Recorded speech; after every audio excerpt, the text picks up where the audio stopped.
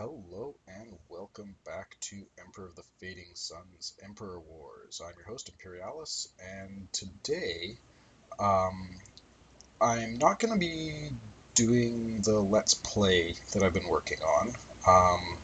Two reasons. First of all, because I've kind of forgotten where I'm at in it. I'm going to need to play around and figure out what exactly I was doing in it because it's been a while. And secondly, because I've been playing online against slash with the developer of the Emperor Wars mod. And so I've learned a ton about the game. And so we're constantly sort of suffering a perennial shortage of players, though. And so I wanted to do a tutorial series on it. This is going to be the first one of that series, where new players can come to look at the game and figure out what's different about the Emperor Wars mod, all of that sort of stuff. Whether you're familiar with Emperor of the Fading Suns already or completely new to it, it is a complex game, and Emperor Wars definitely ramps up the complexity somewhat. So yeah, I figure a bit of a tutorial on how you might want to get your feet on the ground, especially if you do want to play online or play by email, might be useful. So here we go. I'm going to start up a new game. And I'm going to just play as Lee Halan because this is going to be this video at least is going to be general strategies that kind of work for any of the houses. I'm going to go through each house more specifically. I've been talking with the other people I'm playing, getting ideas from them for if you're playing as Ducatos, what you might want to do, and if you're playing as Lee Halan specifically, what you might want to do. But this video is just generally some good strategies that kind of apply to all the houses. Quick note, if you are playing by email and you happen to be playing Lee Halan, you'll have to be the one to set everything up. So you'll have to set the difficulty levels for each house and the settings, whether you have Universal Warehouse on or off, that sort of stuff. And then you just click play by email and put the security questions on so that it can be password protected. If you are playing with a password, I'd suggest that you pick one player who knows all of the passwords so that if somebody drops out, you can get a replacement, because otherwise, I mean, the game just kind of stops. Now, regarding this screen, what I've sort of suggested as kind of a house rule, and seems to be working okay, is that everybody can pick what difficulty level they want to play on, but you don't change the starting traits of your house. Like, whatever hand you're dealt, that's what you have. You can't min-max that way. But say Brian, the guy who's developed Emperor's Wars, is playing, he might want to set his difficulty to ridiculous, just because, I mean, hey, he knows the system's inside out and backwards. Whereas if it's your first time playing, you might want to leave it on beginner. Other than that, like the plague, whether or not units can get the plague, or planets can get the plague. Rebellion, if your loyalty gets too low, units might rebel. Combat report's just useful, lets you know where there's been fights that you're involved in.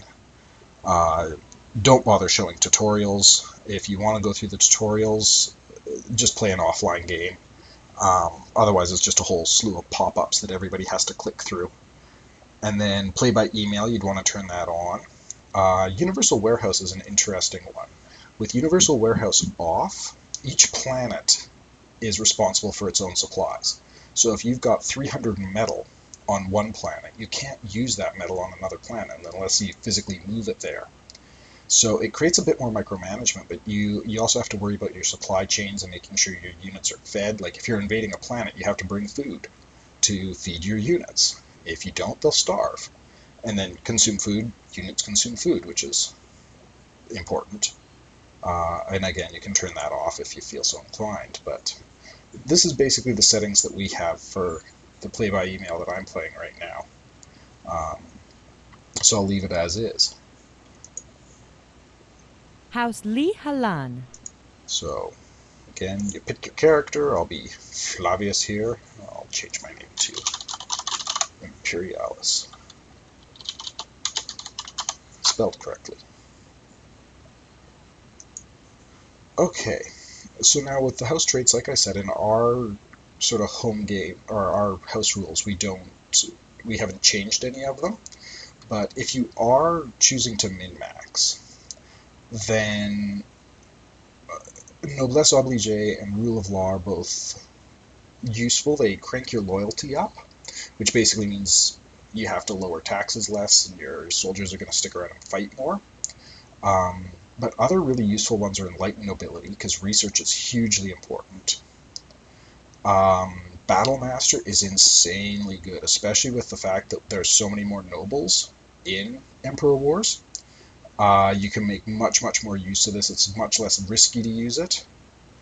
And then the other big ones are the Ancient Documentariums, which give you some of the technology at the start. It basically gives you a jump start on the others. Most useful of those would be, like if you're only going to pick one, pick Psychosocial Engineering, and I'll explain why in a moment. Other than that, I mean, the rest are kind of handy, but not critical. If you want to really min-max, especially with Emperor Wars, take Decadence.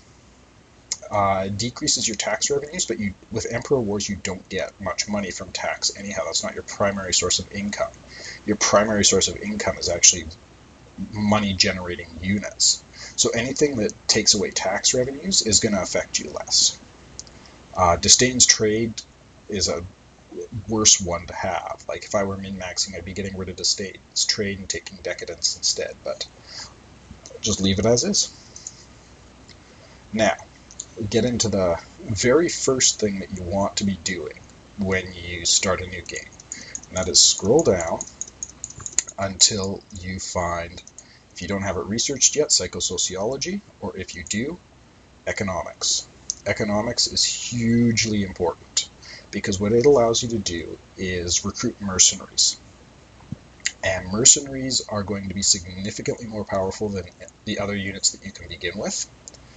And they cost a lot of money to maintain, but especially in the early game, until you can start building more advanced units, economics and then macroeconomics after that are critically important. So go for that first off, and I would recommend getting both your labs, or any labs that you have, researching it. In the case of Li Halan, they have 2 labs, so get both of them going on that. Now, first turn this is always going to come up, and something like wetware is a very advanced resource. You're not going to be actually have the resources to build that for some time, but once you skip through all that, because it's just telling you don't have the resources for things, you get to the actual game, and it starts you out with your units on Terra. Now, Terra is, especially if you're Li Halan, quite a useless planet. You have a farm and you have a fort, but you haven't found any way to get more resources, and with Universal Warehouse turned off, all you have is food and a little bit of exotics. Those are the only resources produced here from your farm. And so if you were to try and build anything, even conscripted, or even peasant serfs, which are one of the resource generating units, see they give you 25 Firebirds each turn. If you were to try and build them, you don't have the required resources. Normally you can purchase those resources from the League, but you either have not found a League hall or there isn't one on this planet. So you can't even trade for the resources that you need. So what that means is you got to get your worthwhile units off planet and just sort of leave Terra as is, at least for now. And the only worthwhile unit you have is the Noble Heir. Everybody else you can leave on planet. You can take the Weaponsmith if you wanted. He generates money. He generates 600 Firebirds per turn. And if you notice as I click around, it starts to look ugly. It's just a bug with how the information's displayed. But these guys give you 100 per turn. The Earth Orthodox give you 100 per turn. Your Noble Heir gives you 250. And your Weaponsmith is the most valuable money-wise, and he gives you 600. but Earth is going to be pretty safe, so you can basically leave it as is. So grab your nobleman, pop him on the Mercury, and then select the Mercury. Just going to very quickly turn down my volume here. There we go. Now you can hear it a little bit at least. So now he's ready to start moving out. Don't start moving him yet. You'll notice that on Artemis here you've got another noble air and another Mercury. So same deal, load him on. Select the Mercury and launch it. Okay, so now what to do with these? Because each of these can hold up to 2 units. No problem, that's what these 2 little blocks represent, is how many units they can hold. So they each have a noble air on them right now. And you have a choice. You can either go this route through Pentok, and then to Byzantium, and then through Criticorum, and back to your home planets of Kish. You want to consolidate your noblemen. They do you no good sort of floating around on random planets.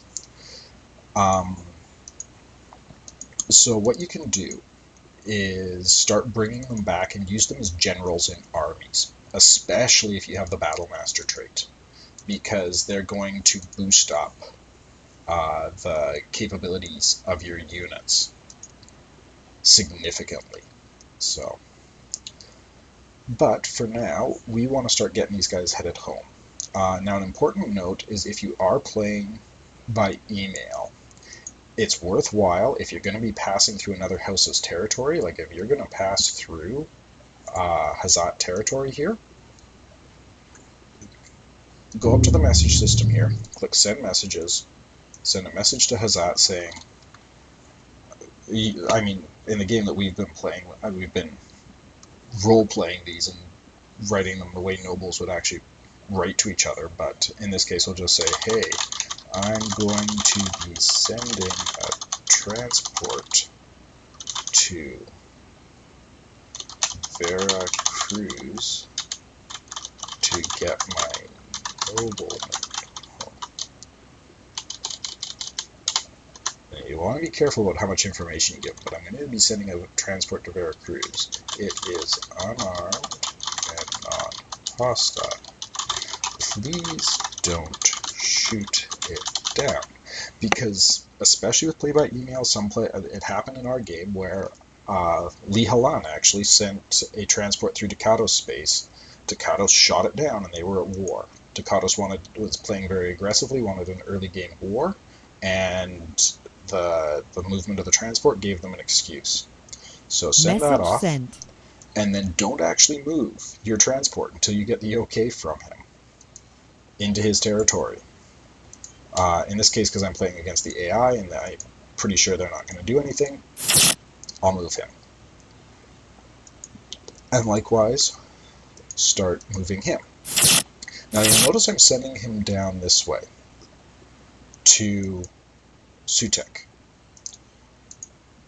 And I'm doing that fairly specifically because I know that on Veracruz I have another nobleman.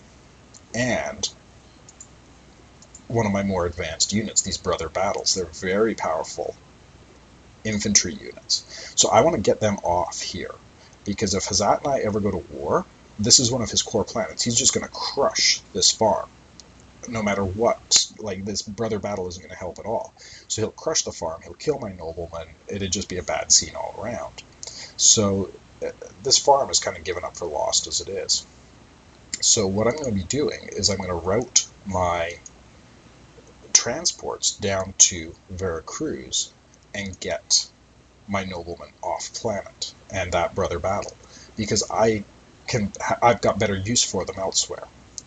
And it's definitely worth it the first time that you're playing this to go through, figure out where your holdings are, and try to start planning how you're going to consolidate your forces, because you might have things spread around all over the place that are better served around your home planets.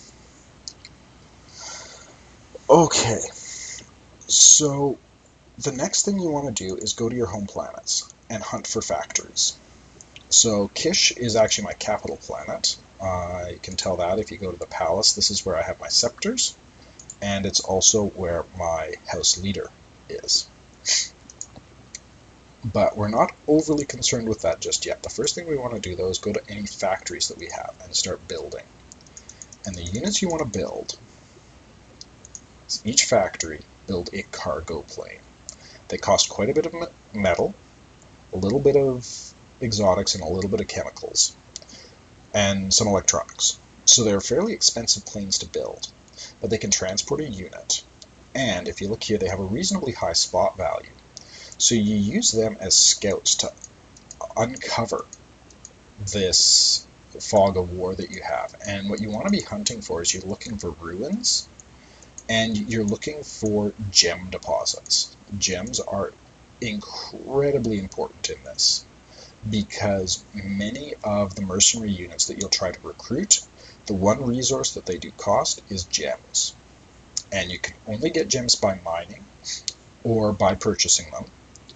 And if you go into the Agora here and trade, you can trade for gems, but you can see that they are quite expensive.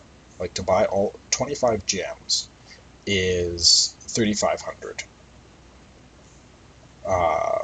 dollars. So they're very expensive, and it's important to be able to lock down a secure supply of them. The other problem with relying on trade for gems is these agoras only get restocked periodically. And so if you buy all the gems, then there's no more gems to buy. And if you run out of gems, you can't buy mercenaries. It's just a bad scene all around. So hunting for those gem deposits is important, because you want to get mines built on them.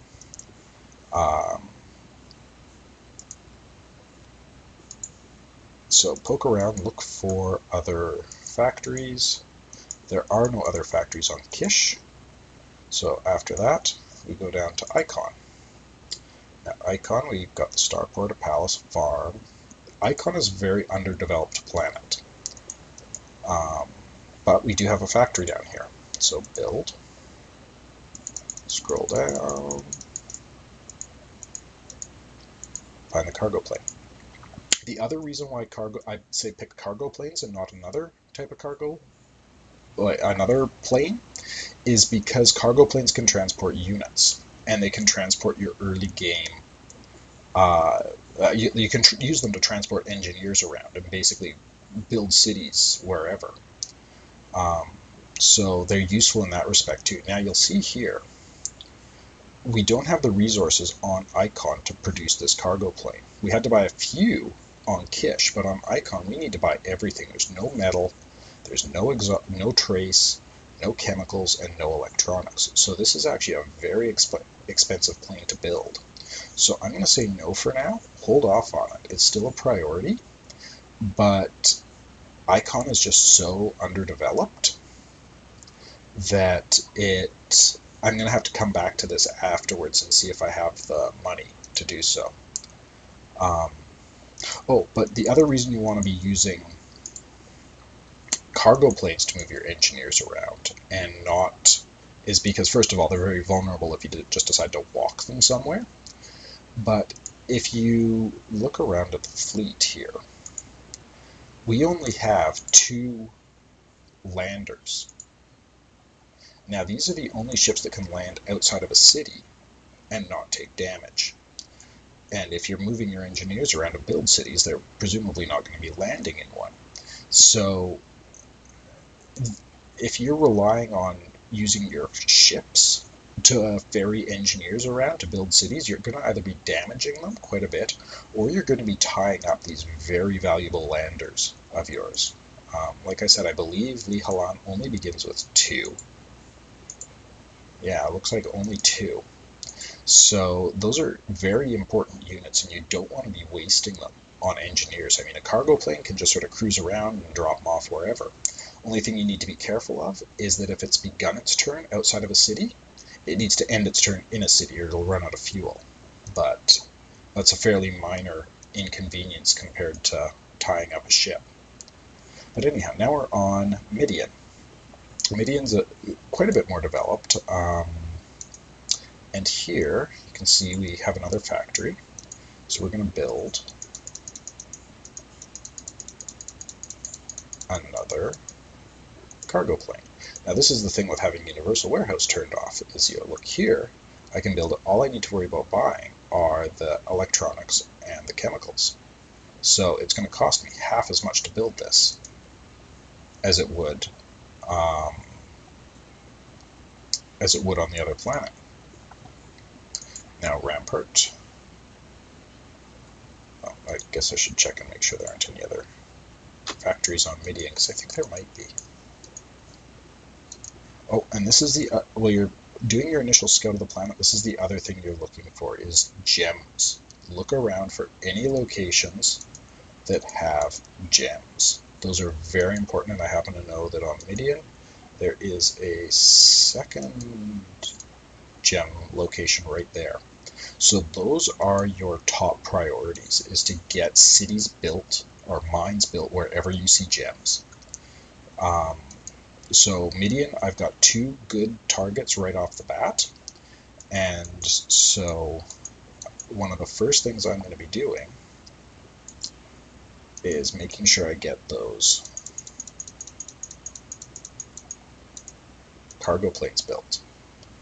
Now again, with this one, you see how much more it's going to cost. It's going to be almost, I need to buy a whole bunch of metal, and I need to buy a bunch of trace.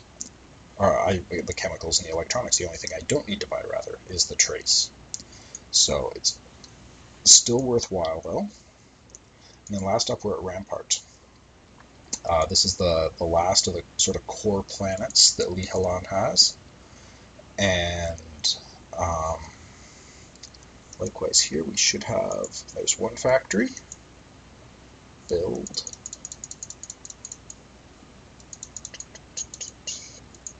Cargo plane. Okay, so I'm going to need to buy a bunch more stuff.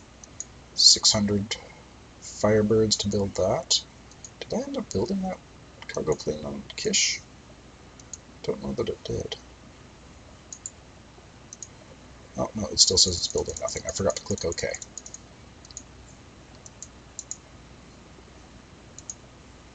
Now you can see I'm burning through my money here, and that is concerning, but it's also why I'm building the cargo planes first, is because if I spend money, I want to spend it on those, because they're going to be sort of short term the most useful things for me to be building. And it looks like I've only got the one factory on Rampart. Okay. So, we've done a scout for metals, or for gems rather. You can see there's none on Kish, but we do have a couple on Meridian. Now, I want to get those gems going as quick as is humanly possible. So I'm going to, one of the things that you begin with is each planet will have some sort of a builder unit. Like some sort of engineer unit. In this case, there's an architect in my palace. So I'm going to use him right away to get those gems. I mean, you'll see he's up here in the palace, but I want him down here, or down here, on those gems this turn. Like, those are my #1 priority. So to do that, it's going to be a bit of a sacrifice. I'm going to take this. Now you'll notice that the solar flare, it's a frigate. It does not have the lander ability, but it can transport a single unit. So we are going to land him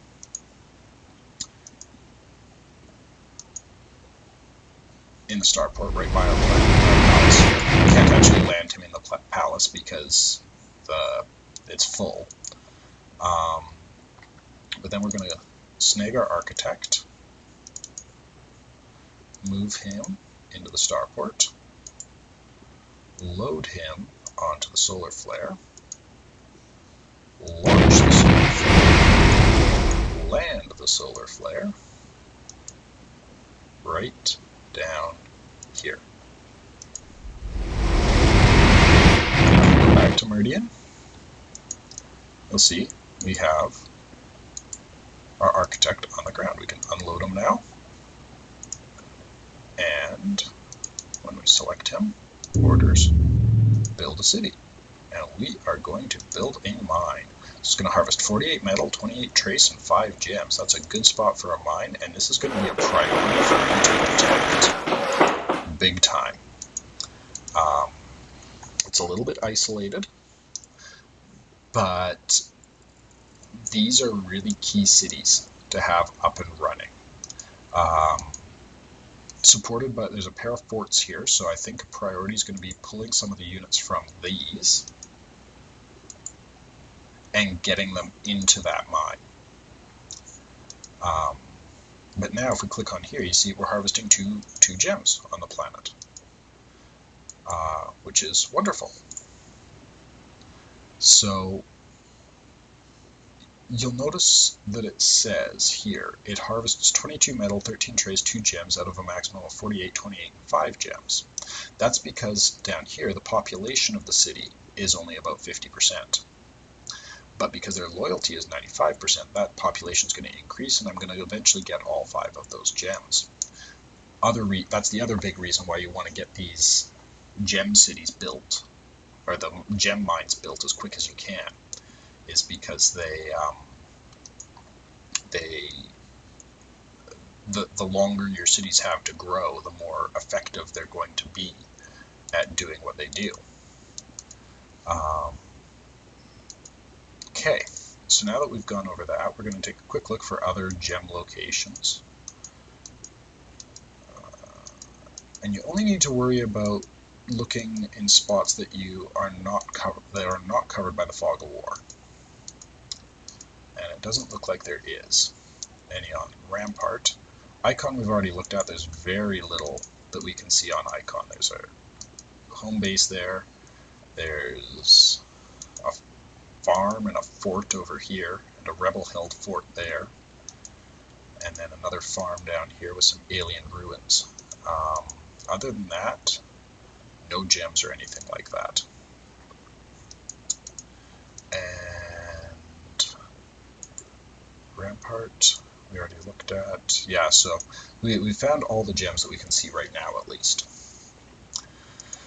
So, after that, you need to figure out, other than that one engineer unit that I sent to the gems, where you want to start looking for other things. The other most important resources to get are these first 5, really. Food, you don't really need to worry about. You're gonna, if you look here, all the planets right now are producing a surplus, which is great. So you do have a functioning economy, which is one thing that the original game kind of lacked. You would start out with your planet starving, which is inconvenient. But the next most important resource to make sure you have a good supply of is probably metal. It's used to produce just about everything else, and almost every unit needs some metal. So you can see here we're harvesting 86 points on this planet, which is good. 86 metal is a solid amount. What you want to be hoping for is everybody to have something around 50. Now Icon here is harvesting none. So again, remember how I said Icon is very underdeveloped? That's what I mean. You've got almost nothing, and yet this is where you can build your wetware, which requires a whole bunch of other advanced resources to be able to build. So it's going to be a long time before that factory gets up and running. But you need to start scouting around looking for where to send your engineer unit here. And in the case of Icon, I think a top priority for me is going to be getting down here to this metal. I can see a metal deposit there.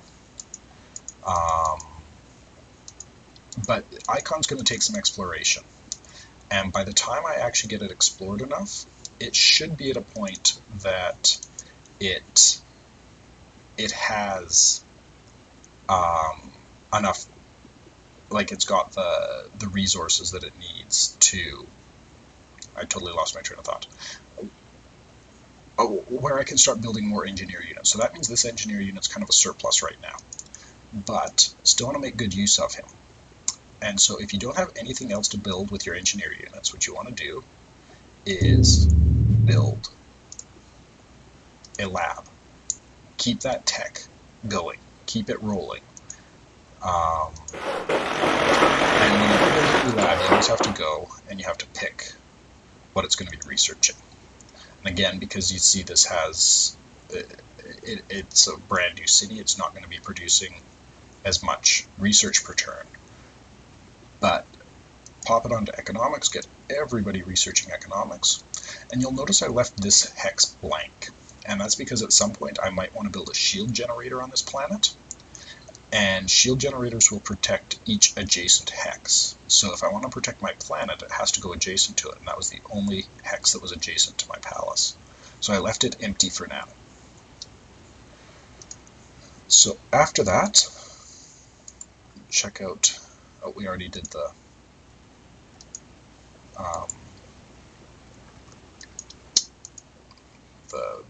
engineer on Meridian there. But here we have another. Should have another. Where is he? There he is. Have another architect. And because we look on Kish here, and we can see we're already producing quite a bit of the base resources that we need. The only thing that we're kind of short on is exotics, but those aren't a huge priority. Basically, you need them for biochems and to go down the wetware route. Far more important is metal, and then probably trace, and then energy. Those three are the ones that you want to make sure you have a good supply of. Generally speaking, if you're harvesting more than 20 points of trace, you're doing okay. And if you're harvesting more than 50 points of energy and metal on a planet, you're doing okay. That should be able to keep up with most of the early game needs, at least. And so since Kish is in pretty good shape and doesn't have any major spots that I would want to build on, we're going to do another lab. Orders, build city, build a lab.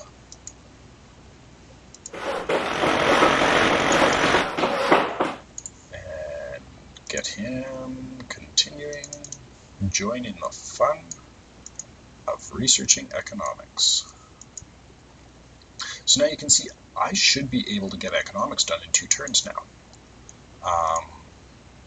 If we look at that, there's, I guess, 3 turns really. 230 points remaining out of 400. I will get it done in 2 turns if I have an extra engineer on Rampart, because I don't believe I've done anything with this engineer yet. Find my palace. There's my palace. So yes, I do still have my engineer on here, but now you'll see Rampart's only harvesting 27 points of metal, and Rampart has a number of factories. There's 1 factory here, and I thought there was a 2nd factory on Rampart. I could be wrong. Maybe not. But Rampart has quite a bit of the more advanced resource builders as well. It's got an electronics plant, it's got a chemicals plant, and so by tracking down more metal and more of those base resources, it's going to only benefit me. But looking around here, I can't, like, we've got a mine there that's already mining metal. We can do a 2nd mine here, but it would just get us some trace. I don't see any other metal deposits, and so that means that right now at least my engineer is useless, which means it's time to build another city.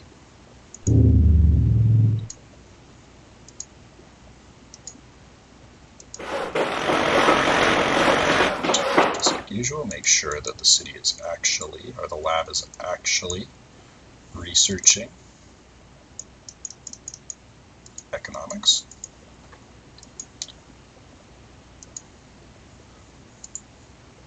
So now when we go to it, you see Research the tech.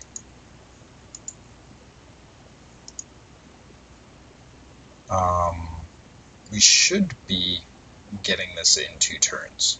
The economics tree. I'm not sure why it isn't changing the amount it's saying is necessary to research it, but it should still research through pretty quick. Sorry, just going back to my notes here. Okay, last thing you need to do, and I'm not going to go through all of this because I'll be here for another 20 minutes doing it, is go through and start disbanding junk units from isolated cities. Now, what do I mean by that? I'm not going to look on Kish right now, but we'll go to Meridian. So you can see here we've got these isolated cities. And in some of these cities, I'm saying this and now we're not going to find anything. Okay, in some of these cities you'll see there's like 1 or 2 relatively worthless units. These anti-air, these artillery pieces and stuff like that are almost pointless. So what I would suggest doing is going through and disbanding. Disbanding, leave 1 as like a tripwire, but disband what you can. It's going to lower the amount of food that your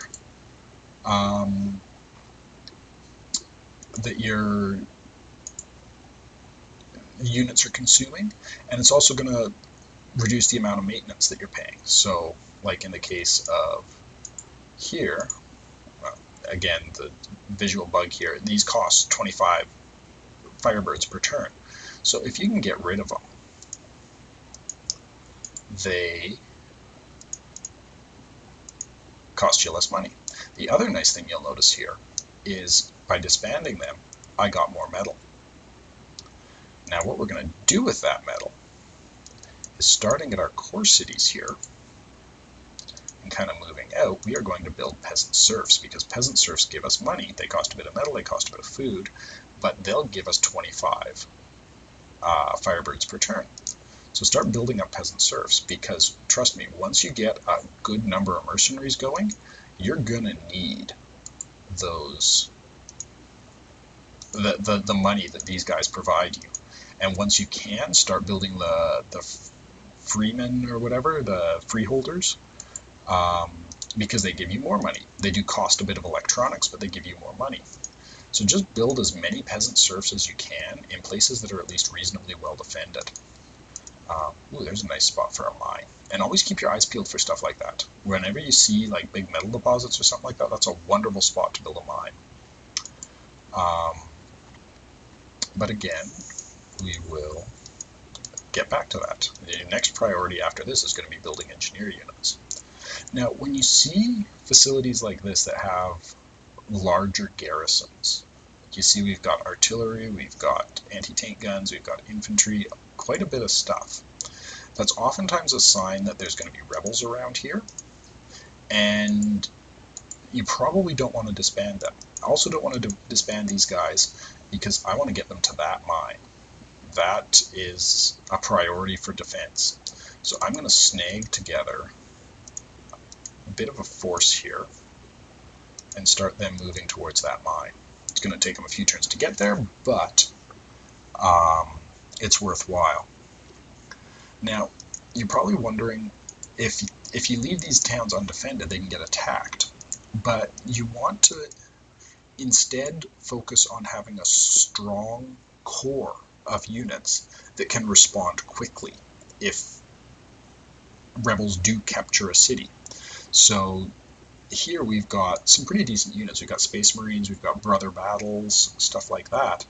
And so what we're going to do on Meridian here is, well, not so much in this case, but we'll use once we get some of these transports back, we'll use them to sort of orbit the planet and keep a core group of units safe there, and so they can respond when rebels do inevitably attack.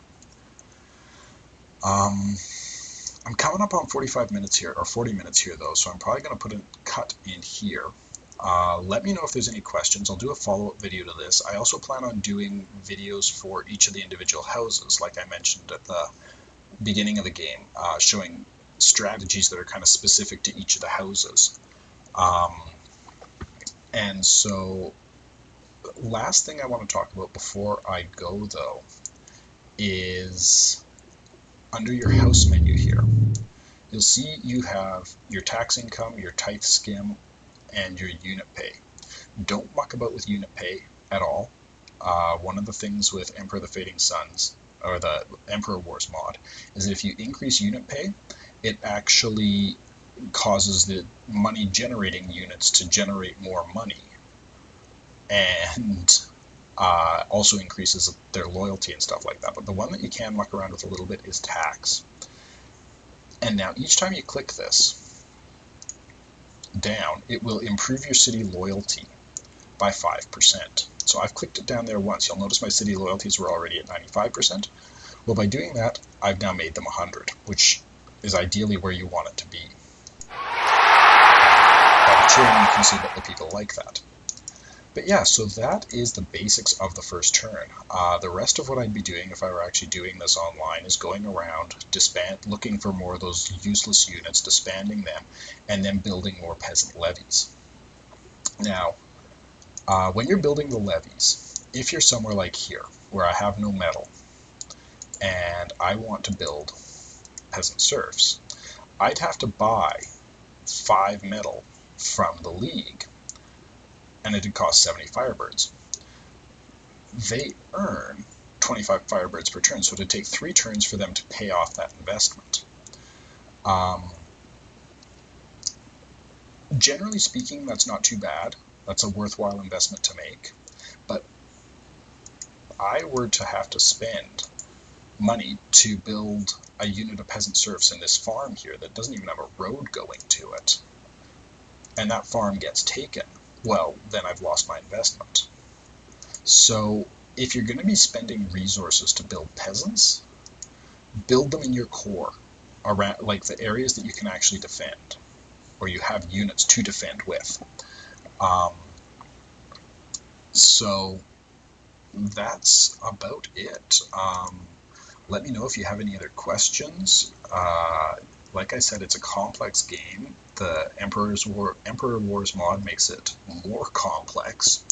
And so if you're confused, if you are stuck, ask in the comments. I know that Brian, the guy who developed Emperor's Wars, tends to watch my videos and comments on them quite frequently.